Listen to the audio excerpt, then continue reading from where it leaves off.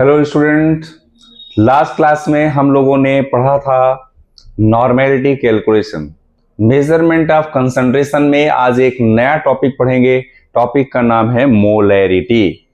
You know, molarity is represented by molarity. तो molarity को हम कैपिटल एम से रिप्रेजेंट करते हैं।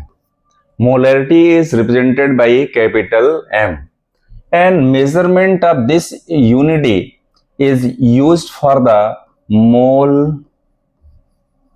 per liter। यानी कि किसी भी सॉल्यूशन की कंसंट्रेशन की वैल्यू को मेजर करने के लिए हम इसमें मोल पर लीटर का कॉन्सेप्ट यूज करते हैं। मोल पर लीटर का मीन्स है कि as you know molarity is represented by m, then mole is equal to n and volume is equal to v. Liter can be represented by the volume. Simply this formula can be represented like molarity is equal to n is equal to weight by molecular weight. As you know, in the binary solution we have already discussed weight of the component is represented by the W and molecular weight is represented by m dash. Then weight by molecular weight, यानी ये पूरी जो value है पर litre में, अगर हम इसको ml में कन्वर्ट करते हैं तो ये वैल्यू 1000 ऊपर जाएगी, तो ये हो जाएगा 1000 divided by volume in ml। Means simple formula to calculate the molarity will be weight by molecular weight into 1000 divided by volume in ml।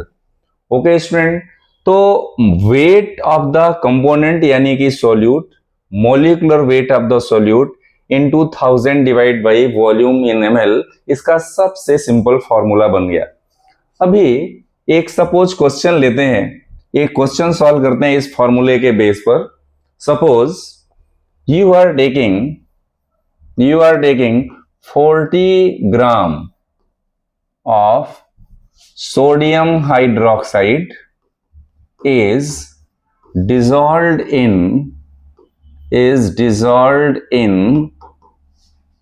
250 ml of solution, 250 ml of the water.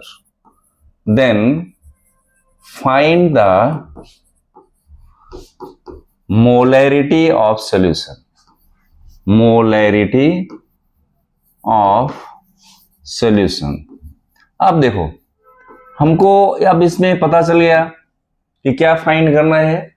We are taking 40 gram of the sodium hydroxide and it is dissolved in 250 ml of the water. Then find the molarity of the solution। You know student कि हमें सबसे पहले क्या पता होना चाहिए, molarity का formula है wait by molecular weight into 1000 divided by volume in ml। तो हमें दो चीजें पता है, W की वैल्यू कितनी है, नहीं wait of the component dissolve, ये है 40 ml, divided by molecular mass, तो मोलिकुलर मास की वैल्यू कितनी है, यहां पे सॉल्व कर लेते हैं। सोडियम हाइड्रोक्साइड में सोडियम का एटॉमिक मास कितना हो गया 23, प्लस ऑक्सीजन का कितना हो गया 16, प्लस हाइड्रोजन का 1, तो टोटल ये वैल्यू कितनी हो गई, ये हो गई 40 AMU। यानी इसका एटॉमिक मास यूनिट की वैल्यू भी कितनी हो गई 40 हो गई। तो वेट 40, मोलिकुलर वेट भी 40 into 1000 and volume is equal to 250 ml। तो ये वैल्यू हम यहां पे पुट कर देते हैं, तो 250 ये कैंसिल होके हो गया 4 और ये कैंसिल होके हो गया 1, तो W is equal to 4 into 1, यानी कि सॉरी यहां पर मोलैरिटी इज इक्वल टू, ये मोलैरिटी हो गया, मोलैरिटी इज इक्वल टू 4। अब इसकी यूनिट क्या होगी, मोल पर लीटर, यानी कि जो मोलैरिटी है वो वैल्यू आपकी कितनी आ गई 4 आ गई। अभी कई बार ऐसा भी हो सकता है कि हमको मोलैरिटी दिया हुआ हो और हमको wait of the component find करना हो, तो इस केस का भी एक क्वेश्चन सॉल्व कर लेते हैं। बहुत ही बेसिक और बहुत ही सिंपल चीजों से अपने को शुरू करना है और इसको थोड़ा सा हायर लेवल तक लेकर के जाना है। तो एक नया क्वेश्चन और भी इससे रिलेटेड कर लेते हैं। सपोज एक क्वेश्चन यहां पे सॉल्व करते हैं कि we have how much, suppose m/10 solution of H2SO4. Suppose we have m/10 solution of H2SO4 and its volume is और इसका वॉल्यूम कितना है, सपोज 300 ml है, suppose 300 ml, then find the weight of H2SO4. How much quantity of the sulfuric acid is dissolved, वो quantity suppose आपको solve करना है, तो कैसे फाइंड करोगे। अभी देखो m/10 का मतलब है कि सॉल्यूशन की मोलैरिटी 1/10, यानी कि मोलैरिटी की अगर आप बात करो तो ये कितना है 1/10 है। इसको हम क्या कहते हैं, इसको ये सॉल्यूशन जैसे आपने मोलर तो 1 वैल्यू ले लिया तो 1 मोल हो गया। अभी आपने 1/10 ले लिया तो यही जो वैल्यू है वो कितनी, अगर 1/100 लेते तो यही वैल्यू कितनी हो जाती, सेंटीमोलर हो जाती। अभी आपने कितना लिया 1/10 लिया तो डेसीमोलर हो जाएगी। तो सपोज यू आर टेकिंग 1/10 यानी कि ये वैल्यू हो गई 0.1 मोलर। अभी वॉल्यूम की वैल्यू कितनी है, यू आर टेकिंग 300 ml आपने वॉल्यूम लिया एंड सल्फ्यूरिक एसिड है तो इसका मॉलिक्यूलर मास फाइंड कर लेते हैं तो थोड़ा सिंपल हो जाएगा।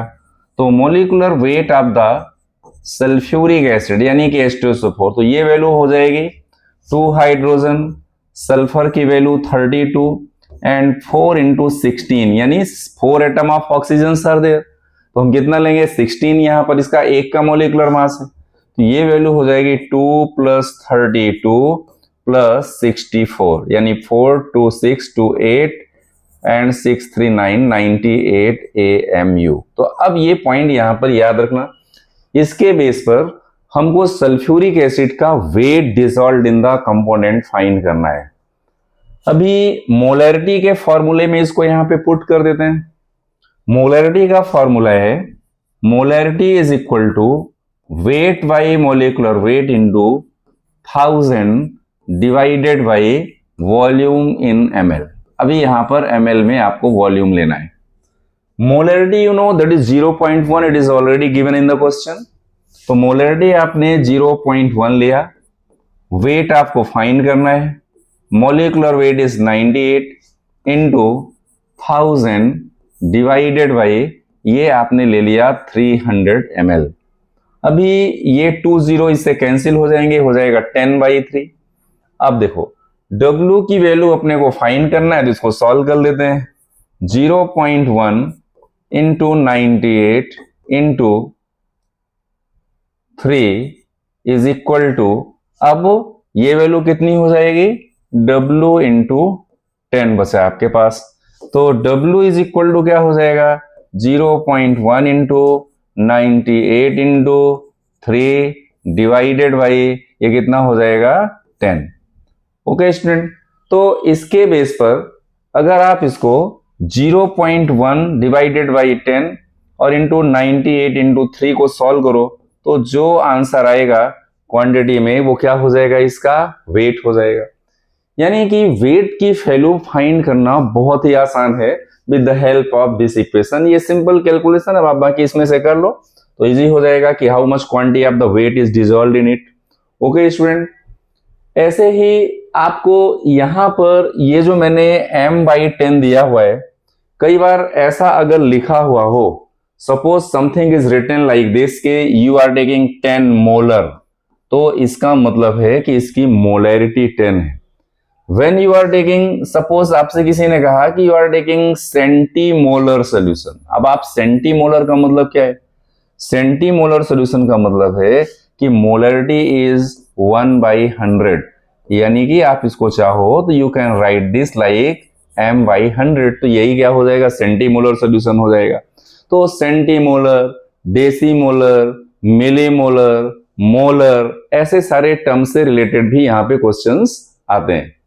अब मोलरिटी में हमेशा जरूरी नहीं कि ऐसे ही क्वेश्चन आएंगे, इससे कुछ केस 1 के 2 टाइप के केस इसमें बन सकते हैं।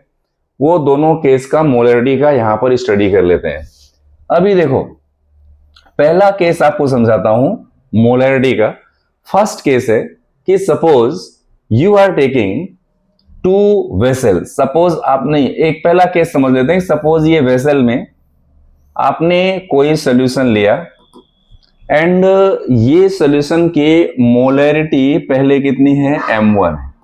सपोज इसकी मोलरिटी कितनी है? m1 है और इसका वॉल्यूम कितना है? v1 है। Some quantity of the solvent like water आपने ऐड कर दिया। कोई भी सॉल्वेंट अगर जिसमें आपने सॉल्यूशन बनाया है, अगर वो सॉल्वेंट आप ऐड कर दो तो अभी क्या होगा? थोड़ी सी क्वांटिटी, थोड़ा सा वॉल्यूम सॉल्यूशन का इंक्रीज हो जाएगा, तो इसकी मोलरिटी भी चेंज हो जाएगी, that will be m2 and volume हो जाएगा कितना? v2। अब अगर ऐसे केस आए तो इसको कैसे सॉल्व करना है वो थोड़ा समझ लेते हैं। सपोज हमने अभी फॉर्मूला क्या पढ़ा था कि molarity is equal to simple है n/v। v यानी कि वॉल्यूम, तो मोल पर लीटर। मोल की वैल्यू तो मैं यहां पे चेंज नहीं कर रहा हूं, तो एक केस बना लेते हैं। सपोज कि m1 is equal to n की वैल्यू कांस्टेंट कर देते हैं बाई v1। ये हो गया फर्स्ट। सपोज आपने दूसरा जो वाटर मॉलिक्यूल ऐड करके बनाया उसका मोलरिटी हम m2 ले लेते हैं, तो m2 is equal to n/v2 कर लेते हैं। अभी इसी में अगर हम इसको m1/m2 कर लें, ये इक्वेशन हो गया 2। अगर मैं इसको ऐसा कर देता हूं कि m1/m2 इज इक्वल टू, तो ये क्या हो जाएगा? n/v1 और ओवरऑल डिवाइड बाई n/v2। तो इसको अगर आप सॉल्व करो तो m1/m2 इज इक्वल टू, ये ऊपर होगा तो क्या हो जाएगा? n into v2 divided by, अब ये क्या हो जाएगा? v1 into n। तो n से n की वैल्यू कैंसिल हो जाएगी।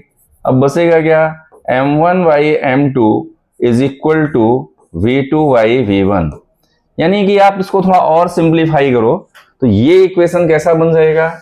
This equation will be like m1v1 cross multiply करें तो इज इक्वल टू m2v2। अभी यहां पर एक चीज अपने को ध्यान में रखना है कि ये जो फॉर्मूला बना ना m1v1 is equal to m2v2, इसके बेस पर हमको जो v2 की वैल्यू लेना है वो इनिशियल वॉल्यूम में और जो आपने एडेड वॉल्यूम किया उन दोनों को प्लस कर देना है। यानी v2 की वैल्यू जो है v1 प्लस एडेड वॉल्यूम के इक्वल होगी। ठीक है, तो अब इससे रिलेटेड एक क्वेश्चन कर लेते हैं। अब सपोज मैंने आपसे कहा कि एक क्वेश्चन सॉल्व करते हैं, इसके बेस पर अपने को चीजें समझ में आ जाएंगी कि कैसे करना है। Suppose 0.2 molar 100 ml solution of HCl is added with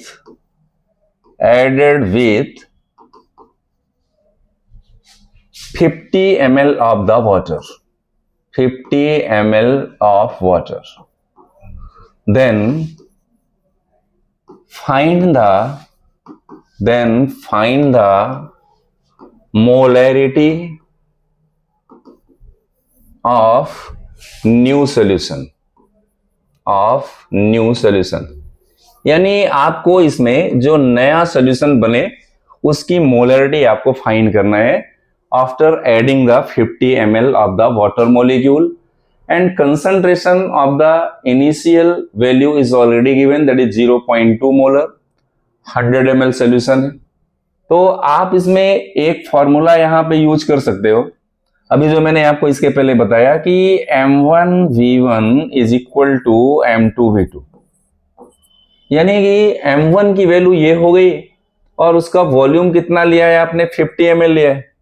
तो 0.2 इंटू आपने कितना लिया था, how much quantity is already taken 100 ml is equal to, अब आपको इसकी मोलरिटी फाइंड करना है तो ये वैल्यू M2 आप ले लो इंटू जो V2 की वैल्यू होगी वो कितनी होगी, 100 प्लस 50 ml आपको लेना है।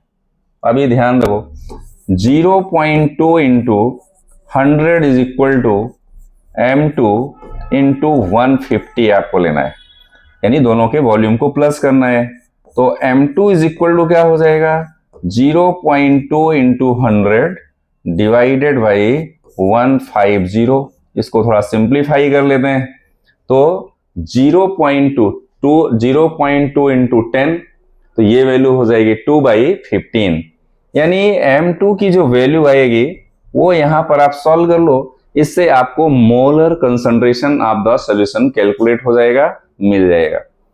ओके स्टूडेंट, तो 0.2 इंटू 10 यानी कि ये 2 हो गया, यानी कि ये कितना बन गया, 2/15 आपका मोलर कंसंट्रेशन की वैल्यू मिल जाएगी।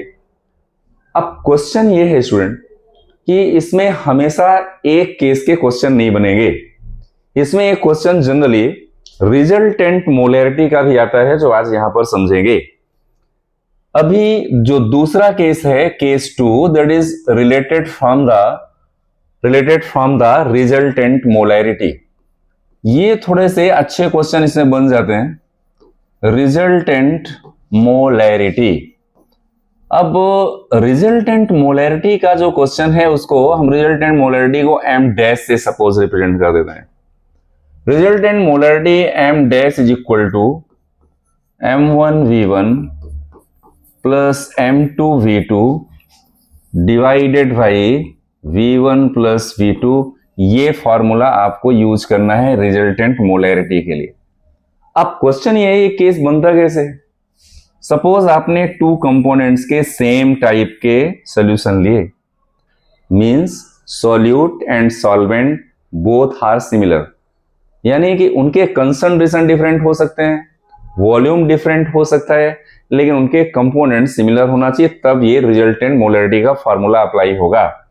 फॉर एग्जांपल, आपने यहां पर ग्लूकोज का सॉल्यूशन लिया, you are taking the solution of the glucose plus water and glucose का आपने सॉल्यूशन लिया, उसकी मोलैरिटी की वैल्यू है M1 एंड वॉल्यूम है V1। Same in the different vessel, आपने सेम कंपोनेंट का सॉल्यूशन लिया, यानी कि ग्लूकोज प्लस वाटर का लिया। अब इनका जो मोलैरिटी है वो M2 एंड वॉल्यूम आपने कितना ले लिया, V2।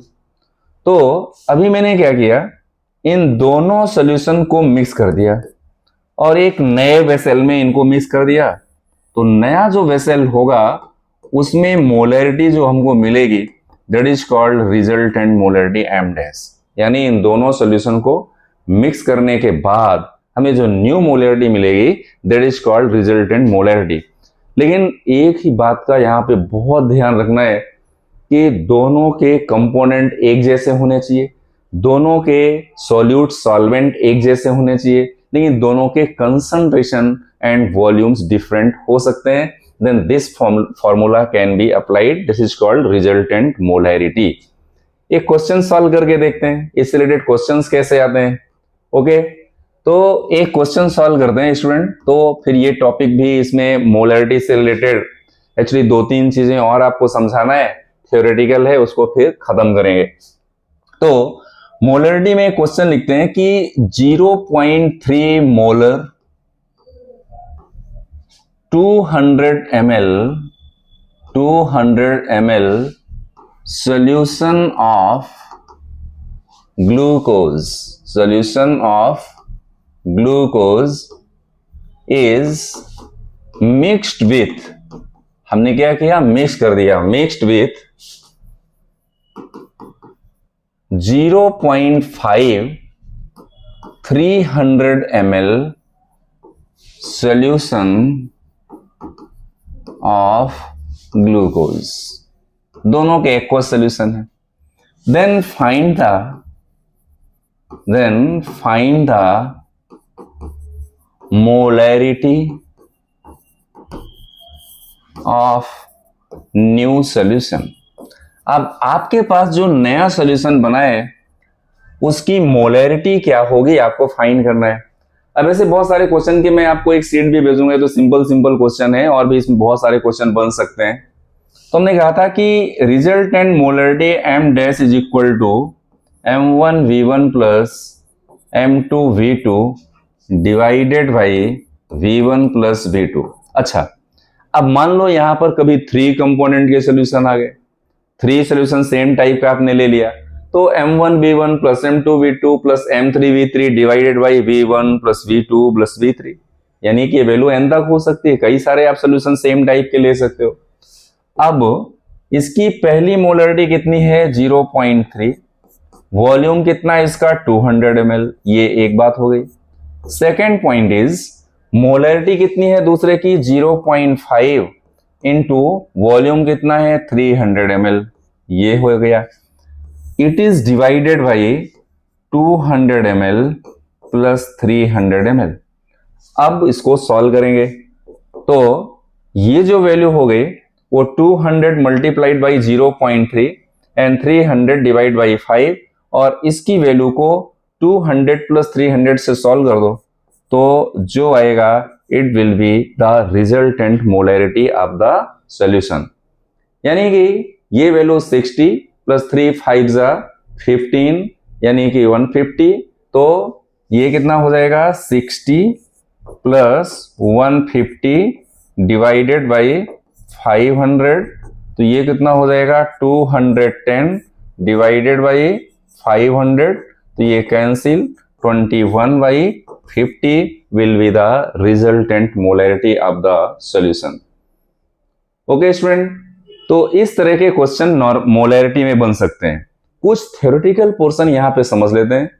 मोलैरिटी में हम वॉल्यूम को यूज करते हैं, that's why it is affected by changing the temperature due to thermal expansion volume will be increase, that's why by changing the temperature molarity में be change if volume is expanded.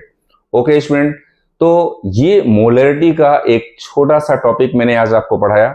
Next class में आपको पढ़ाऊंगा molarity, then relationship between molarity molarity and molarity normality. Okay, तो मिलते हैं next class में, तब तक के लिए देखते रहिए एड्यूकेयर। Okay, thank you.